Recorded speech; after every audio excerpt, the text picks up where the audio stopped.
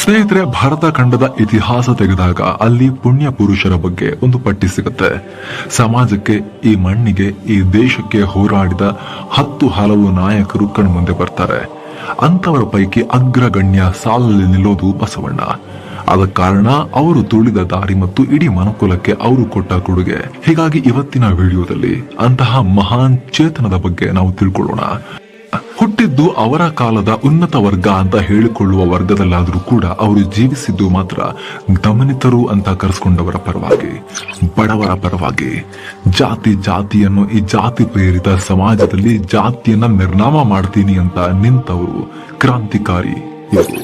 ಮೇಲು ಕೀಳಿನಿಂದ ಜರ್ಜರಿತವಾಗಿ ಹೋಗಿದ್ದ ಹಿಂದೂ ಸಮಾಜದಲ್ಲಿ ದೊಡ್ಡ ಕ್ರಾಂತಿಕಾರಿಯಾಗಿ ಜನಿಸಿದ್ರು. ಧರ್ಮ ಸುಧಾರಕ, ಸಮಾಜ ಸುಧಾರಕರಾಗಿ ಜನಿಸಿದ್ರು.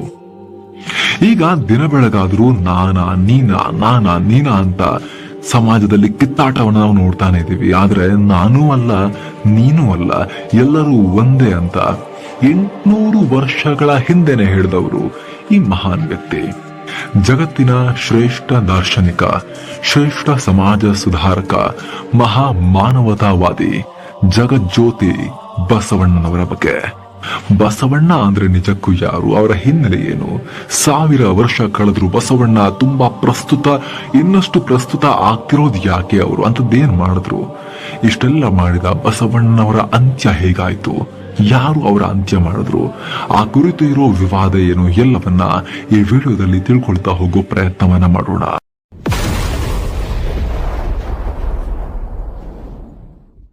ಬಸವಣ್ಣ ಹುಟ್ಟಿದ್ದು ಇವತ್ತಿನ ವಿಜಯಪುರ ಜಿಲ್ಲೆಯ ಬಸವನ ಬಾಗೇವಾಡಿ ತಾಲೂಕಿನಲ್ಲಿ. ತಂದೆ ಹೆಸರು ಮಾದರಸ, ತಾಯಿ ಹೆಸರು ಮಾದಲಾಂಬಿಕೆ. ಬ್ರಾಹ್ಮಣ ಕುಟುಂಬ. ಬಸವಣ್ಣನ ಹೆಸರು ಕೂಡ ಅವರಿಗೆ ದೈವದತ್ತವಾಗಿ ಬಂದಿದ್ದು ಅನ್ನೋ ನಂಬಿಕೆ ಇದೆ. ಸಾಕಷ್ಟು ವರ್ಷಗಳ ಕಾಲ ಗಂಡು ಮಗು ಇಲ್ಲದೆ ದಂಪತಿಗಳಿಬ್ಬರು ದೇವರ ಹತ್ರ ಮೊರೆ ಹೋಗ್ತಾ ಇದ್ರಂತೆ. ಆಗ ಆ ದೇವರ ವರ ಪ್ರಸಾದದಿಂದ ಇವರು ಜನಿಸಿದ್ರು ಅಂತ ನಂಬಿಕೆಗಳಿವೆ. ಹೀಗೆ ತಂದೆ ತಾಯಿಯ ಮುದ್ದಿನ ಕೂಸಾಗಿ ಬೆಳೆದ ಬಸವಣ್ಣ ಬಳಿಕ ಆಡೋ ವಯಸ್ಸಲ್ಲೇ ಮನೆ ಬಿಟ್ಟು ಹೋಗ್ತಾರೆ. ಬಸವಣ್ಣನವರಿಗೆ ಆಗ 8 ವರ್ಷ ವಯಸ್ಸು. ಮನೆಯಲ್ಲಿ ಉಪನಯನ ಕಾರ್ಯಕ್ರಮ ನಡೀತಾ ಇತ್ತು. ಸಂಪ್ರದಾಯದಂತೆ ಬಸವಣ್ಣನವರಿಗೆ ಜನಿವಾರ ಹಾಕೋಕೆ ಹೇಳಲಾಗುತ್ತೆ. ಆದ್ರೆ ಬಸವಣ್ಣ ಇದಕ್ಕೆ ಒಪ್ಪಲ್ಲ. ಯಾಕಂದ್ರೆ ನನಗಿಂತ ದೊಡ್ಡವಳು ನನ್ನಕ್ಕ, ಸೊ ಹಾಕಬೇಕಾಗಿದ್ರೆ ಮೊದಲು ಅಕ್ಕನಿಗೆ ಹಾಕಿ, ಆನಂತರ ನನಗ್ ಹಾಕಿ ಅಂತ ಹೇಳ್ತಾರಂತೆ.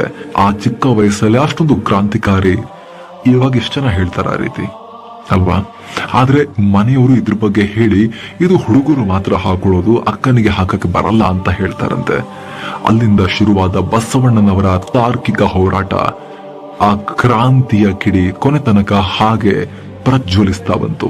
ಯಾಕಂದ್ರೆ ಅಕ್ಕನಿಗೆ ಇಲ್ಲದ, ಅಂದ್ರೆ ಹೆಣ್ಣಿಗೆ ಇಲ್ಲದ ಆ ಆಚರಣೆ ನನಗ್ಯಾಕೆ ಅಂತ ಲಿಂಗ ತಾರತಮ್ಯವನ್ನ ವಿರೋಧ ಮಾಡಿ ಮನೆಯಿಂದಲೇ ಹೊರಬಂದು ಕೂಡಲ ಸಂಗಮದಲ್ಲಿ ಅವರು ನೆಲೆ ಊರ್ತಾರೆ. ಹೀಗೆ ಮನೆಯಿಂದ ಹೊರಬಂದು ಅಕ್ಕ ನಾಗಮ್ಮ, ಭಾವ ಶಿವಸ್ವಾಮಿಯ ಜೊತೆಯಲ್ಲಿ ಸಂಗಮ ಸೇರಿದ ಬಸವಣ್ಣ ಆನಂತರ ಜಾತವೇದ ಗುರುಗಳ ಬಳಿ ಶಿಷ್ಯರಾಗ್ತಾರೆ. ಶಿವ ದೀಕ್ಷೆ ಪಡೆದು ಗುರುವಿನ ಬಳಿ 8 ರಿಂದ 10 ವರ್ಷ ನಿರಂತರ ವಿದ್ಯಾಭ್ಯಾಸ ಮಾಡ್ತಾರೆ. ಇದೇ ಟೈಮ್ನಲ್ಲಿ ಸಂಗಮೇಶ್ವರ ದೇವರ ಮೇಲೆ ಅಪಾರ ಭಕ್ತಿ ಉಂಟಾಗುತ್ತೆ. ಬಸವಣ್ಣ ಭಕ್ತಿ ಭಂಡಾರಿಯಾಗೋಕೆ ಬೇಕಾದ ಎಲ್ಲ ವಾತಾವರಣವು ಸಂಗಮದಲ್ಲಿ ಅವರಿಗೆ ಸಿಗುತ್ತೆ. ಧಾರ್ಮಿಕ ಗ್ರಂಥಗಳು, ಐತಿಹಾಸಿಕ ಗ್ರಂಥಗಳು, ಪೌರಾಣಿಕ ಗ್ರಂಥಗಳು, ಹೀಗೆ ಎಲ್ಲ ಗ್ರಂಥಗಳನ್ನು ಅಧ್ಯಯನ ಮಾಡಿ ಅಪಾರ ಜ್ಞಾನ ಸಂಪತ್ತನ್ನ ಸಾಧಿಸ್ತಾರೆ. ಇದೆಲ್ಲ ಮುಂದೆ ಅವರ ಸಾಹಿತ್ಯ ಸೃಷ್ಟಿಗೆ, ಅವರ ಸೂಕ್ಷ್ಮ ದೃಷ್ಟಿಗೆ ಸಹಾಯ ಮಾಡುತ್ತೆ. ಇನ್ನು ಇದೇ ಸಂದರ್ಭದಲ್ಲಿ ಬಿಜ್ಜಳ ಚಾಲುಕ್ಯ ಅರಸ 3ನೇ ತೈಲಪರನ್ನ ಸೋಲಿಸಿ ಕಲ್ಯಾಣದ ದೊರೆನೇ ಆಗಿಬಿಡ್ತಾರೆ. ಈ ಟೈಮ್ನಲ್ಲಿ ಬಸವಣ್ಣನವರ ಕಾರ್ಯದಕ್ಷತೆ ಮೆಚ್ಚಿದ ಬಿಜ್ಜಳ ಅವ್ರನ್ನ ತಮ್ಮ ಮಂತ್ರಿಯನ್ನಾಗಿ ನೇಮಕ ಮಾಡ್ಕೊಳ್ತಾರೆ. ಈ ಹೊತ್ತಲ್ಲಿ ಅವರು ಅನೇಕ ಧಾರ್ಮಿಕ, ಸಾಮಾಜಿಕ ಕೆಲಸಗಳನ್ನ ಕೂಡ ಕೈಗೊಳ್ತಾರೆ. ಇವತ್ತು ಸಂವಿಧಾನ ಇದೆ, ಪ್ರಜಾಪ್ರಭುತ್ವ ಇದೆ, ಕಾನೂನು ನಿಯಮ ಎಲ್ಲ ಇದ್ರೂ ಕೂಡ ಅನ್ಯಾಯದ ವಿರುದ್ಧ ಮಾತನಾಡೋಕೆ ನಮ್ಮಲ್ಲಿ ಮುಕ್ತವಾದ ವಾತಾವರಣ ಇವತ್ತೂ ಇಲ್ಲ. ಅದರಲ್ಲೂ ಈ ವ್ಯವಸ್ಥೆ, ಈ ಕಂದಾಚಾರ, ಈ ಜಾತಿ ತಾರತಮ್ಯದ ವಿರುದ್ಧ ಹೇಳಿಕೊಳ್ಳೋ ದೊಡ್ಡ ಹೋರಾಟ ಮಾಡೋಕ್ಕೂ ಆಗ್ತಾ ಇಲ್ಲ. ಸ್ನೇಹಿತರೆ, ಬಸವಣ್ಣ ಹುಟ್ಟಿದ್ದು, ಅವರು ಜೀವಿಸಿದ್ದ 12ನೇ ಶತಮಾನದಲ್ಲಿ. ಅಂದ್ರೆ 800 ವರ್ಷ ಕಳೆದ ಮೇಲೂ ಕೂಡ ಅವ್ರನ್ನ ನಾವು ನೆನಪಿಟ್ಕೊಳ್ತೀವಿ ಅಂದ್ರೆ ಅದಕ್ಕೆ ಕಾರಣ ಅವರು ಅವತ್ತು ಮಾಡಿದ ಪ್ರಯತ್ನ ಮತ್ತು ಆಗ ಕೈಗೊಂಡ ನಿರ್ಧಾರಗಳು. ಆದ್ರೆ 12ನೇ ಶತಮಾನದ ಆಗಿನ ಕಾಲದಲ್ಲೇ ಬಹುದೊಡ್ಡ ಹೋರಾಟ ಸಂಘಟಿಸಿದ್ದವರು ಬಸವಣ್ಣ. ಇಡೀ ಜಗತ್ತು ಪ್ರಜಾಪ್ರಭುತ್ವದ ಬಗ್ಗೆ, ಸಮಾನತೆ ಬಗ್ಗೆ ಕಣ್ಣು ಬಿಡ್ತಾ ಇದ್ದ ಕಾಲದಲ್ಲಿ ಬಸವಣ್ಣ ಅದರ ಕ್ರಾಂತಿಯನ್ನೇ ಮಾಡಿದ್ರು.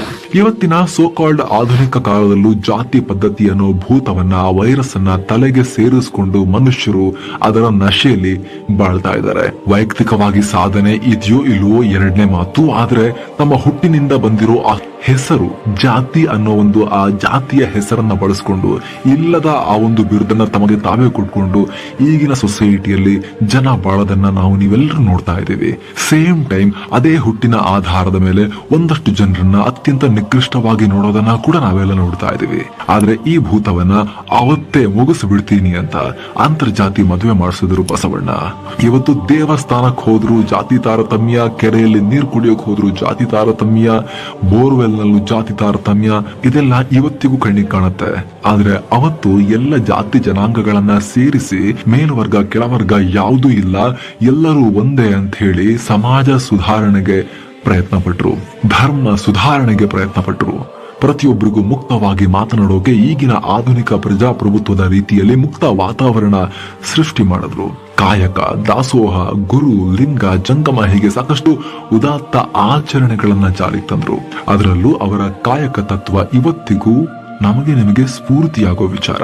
ಕಾಯಕವೇ ಕೈಲಾಸ ಅಂತ ಹೇಳಿದ್ರು. ಸ್ಥಾವರಕ್ಕೆ ಅಳಿವುಂಟು, ಜಂಗಮಕ್ಕೆ ಅಳಿವಿಲ್ಲ ಅಂತ ಹೇಳಿದ್ರು. ಸಮಾಜದಲ್ಲಿ ಯಾರು ಬೇಕಾದ್ರೂ ಲಿಂಗ ದೀಕ್ಷೆ ತೆಗೆದುಕೊಳ್ಳಬಹುದು ಅಂತ ಲಿಂಗ ದೀಕ್ಷೆಯನ್ನ ಕೊಡೋಕ್ ಶುರು ಮಾಡಿದ್ರು. ಹೊಸ ಕ್ರಾಂತಿಯನ್ನೇ ಮಾಡಿದ್ರು. ಸಾಮಾನ್ಯವಾಗಿ ಎಡಗೈ ಅಂದ್ರೆ ಕೆಲವು ಆಚರಣೆಗಳಲ್ಲಿ ಕೆಟ್ಟ ರೀತಿಯಲ್ಲಿ ಚಿತ್ರಿಸಲಾಗುತ್ತೆ, ಎಡಗೈ ಕೆಡುಕು ಅಂತ ಭಾವಿಸಲಾಗುತ್ತೆ. ಆದ್ರೆ ಯಾವುದು ಮೇಲಲ್ಲ, ಯಾವುದು ಕೀಳಲ್ಲ, ದೇಹವೇ ದೇಗುಲ ಅಂತ ಹೇಳಿದ್ರು ಬಸವಣ್ಣ. ಸೊ ಆ ದೇಹದ ಭಾಗವಾಗಿರೋ ಎಡಗೈನಲ್ಲಿ ಲಿಂಗ ಇಟ್ಟು ಆತ್ಮ ಪೂಜೆ ಮಾಡಿ ನಿಮ್ಮೊಳಗೆ ಭಗವಂತ ಇದ್ದಾನೆ ಅಂತ ಹೇಳಿದ್ರು ಬಸವಣ್ಣ. ಉಳ್ಳವರು ಶಿವಾಲಯ ಕಟ್ಟುವರು, ನಾನೇನು ಮಾಡಲಿ ಬಡವನಯ್ಯ, ನನ್ನ ಕಾಲೇ ಕಂಬ, ದೇಹವೇ ದೇಗುಲ, ತಲೆಯೇ ಚಿನ್ನದ ಕಳಶ ಅಂತ ಹೇಳಿದ್ರು. ಈ ಮೂಲಕ ಅವತ್ತಿನ ಜಾತಿ ಪದ್ಧತಿಯನ್ನ, ದೇಗುಲ ಪ್ರವೇಶ ನಿಷೇಧವನ್ನ ಮತ್ತು ಆರ್ಥಿಕ ಅಸಮಾನತೆಯನ್ನ ವಿಡಂಬನೆ ಮಾಡಿದ್ರು. ಕನ್ನಡ ಸಾಹಿತ್ಯ ಲೋಕಕ್ಕೆ ತೋರಿಸಿದ್ರು ಬಸವಣ್ಣ. ಯಾಕಂದ್ರೆ ಅಷ್ಟು ದಿನ ಪಂಡಿತರಿಗಾಗಿ ಮುಡಿಪಾಗಿದ್ದ ಛಂದಸ್ಸು, ಸಾಹಿತ್ಯವನ್ನ ಅವರು ಜನ ಸಾಮಾನ್ಯರಿಗೆ ಅರ್ಥವಾಗುವ ಭಾಷೆಯಲ್ಲಿ ಬರೆದ್ರು. ಭಾಷೆ ಅಷ್ಟೇ ಅಲ್ಲ, ಅವರ ಸಾಹಿತ್ಯದ ವಸ್ತು ಕೂಡ ಜನ ಸಾಮಾನ್ಯರೇ ಆಗಿರ್ತಾ ಇದ್ರು. ಅವರ ಒಂದೊಂದು ವಚನಗಳು ಕೂಡ ದುಡಿಮೆ, ಕಾಯಕ, ಸಮಾನತೆ ಬಗ್ಗೆನೇ ಹೇಳುತ್ತೆ. ರೈತಾಪಿ ಜನ, ಮಹಿಳೆಯರು ಮತ್ತು ಆತ್ಮಶುದ್ಧಿ ಬಗ್ಗೆ ಹೇಳುತ್ತೆ. ನಮ್ಮಲ್ಲಿ ಇವತ್ತಿಗೂ ಬಣ್ಣ, ಜಾತಿ, ಧರ್ಮ, ಸಂಪತ್ತನ್ನ ನೋಡಿ ಮೇಲು ಕೀಳಿನ ಅಳಿಯುವ ಪದ್ಧತಿ ಇದೆ. ಆದ್ರೆ ಅವತ್ತಿಗೆ ಇವನಾರವ ಅಂತ ಅನ್ಬೇಡಿ, ಇವ ನಮ್ಮವ ಅಂತ ಹೇಳಿ ಅಂತ ವಿಶ್ವ ಮಾನವತೆಯನ್ನ ಆಗಿನ ಕಾಲದಲ್ಲೇ ಸಾರಿದ್ರು ಬಸವಣ್ಣ. ಬಸವಣ್ಣನವರ ಬಗ್ಗೆ ಹೇಳ್ತಾ ಹೋದ್ರೆ ಒಂದು ಸಂಚಿಕೆ ಸಾಲಲ್ಲ, 10 ಸಂಚಿಕೆಗಳನ್ನ ಮಾಡಬೇಕಾಗತ್ತೆ. ಅಷ್ಟು ವಿಸ್ತಾರವಾಗಿತ್ತು, ಅಷ್ಟು ಪ್ರಖರವಾಗಿತ್ತು ಅವರ ಕ್ಯಾರೆಕ್ಟರ್. ಬಸವಣ್ಣನವರ ಅಂತಿಮ ದಿನಗಳು ಹೀಗೆ ಜೀವನದುದ್ದಕ್ಕೂ ಸಮಾಜ ಸುಧಾರಣೆಯಲ್ಲೇ ಕಾಲ ಕಳೆದ ಬಸವಣ್ಣನವರು ಕೊನೆ ದಿನಗಳಲ್ಲಿ ಈ ಸಮಾಜದಿಂದಲೇ ಬೆದರಿಕೆಯನ್ನ ಎದುರಿಸಿದ್ರು. ಚಾಡಿ ಮಾತು ಕೇಳಿದ ಬಿಜ್ಜಳನ ಸೇನೆ ಶಿವಶರಣರನ್ನ ಕೂಡ ಕಂಡಲ್ಲಿ ಹತ್ಯೆ ಮಾಡುತ್ತೆ. ಹಾಗೆ ಬಸವಣ್ಣ ಕೂಡಲ ಸಂಗಮದಲ್ಲಿ ಅಂತ್ಯ ಆಗ್ತಾರೆ. ಕೆಲವರು ಬಸವಣ್ಣನವರ ಅಂತ್ಯ ಸಹಜ ಅಲ್ಲ, ಅವ್ರನ್ನ ಹತ್ಯೆ ಮಾಡಲಾಯ್ತು ಅಂತ ಹೇಳ್ತಾರೆ. ಬಸವಣ್ಣನವ್ರನ್ನ ಕಂಡ್ರವ್ರಿಗೆ ಇಷ್ಟ ಆಗ್ತಿರ್ಲಿಲ್ಲ, ಹೀಗಾಗಿ ಶರಣರ ಹತ್ಯೆ ವೇಳೆ ಅವ್ರನ್ನ ಕೂಡ ಮುಗಿಸ್ಬಿಟ್ರು ಅಂತ ಒಂದಷ್ಟು ಜನ ವಾದವನ್ನ ಮುಂದಿಡ್ತಾರೆ. ಯಾವುದಕ್ಕೂ ಸ್ಪಷ್ಟವಾದ ಇಂಥದ್ದೇ ಅನ್ನೋ ಆಧಾರ ಸಿಗಲ್ಲ. ಆದ್ರೆ ಇನ್ನು ಕೆಲವರ ಪ್ರಕಾರ ಬಸವಣ್ಣ ಸಹಜವಾಗಿ ಲಿಂಗೈಕ್ಯರಾದ್ರು ಅಂತ ಹೇಳಲಾಗುತ್ತೆ. ಅದೇನೇ ಇದ್ರೂ ಕೂಡ ಸ್ನೇಹಿತರೆ, ಭಾರತದ ಈ ಸಮಾಜಕ್ಕೆ ಮತ್ತು ಇಡೀ ವಿಶ್ವಕ್ಕೆ ಬಸವಣ್ಣ ಕೊಟ್ಟ ಕೊಡುಗೆಯನ್ನ ಯಾರು ಯಾವತ್ತೂ ಮರೆಯೋಕ್ಕಾಗಲ್ಲ. ಬಸವಣ್ಣನವರು ಭಾರತದ ನಾಣ್ಯದ ಮೇಲೆ ಪ್ರಕಟಿಸಲ್ಪಟ್ಟ ಮೊದಲ ಕನ್ನಡಿಗ ಅಂತ ಕೂಡ ಕರೆಸ್ತಾರೆ.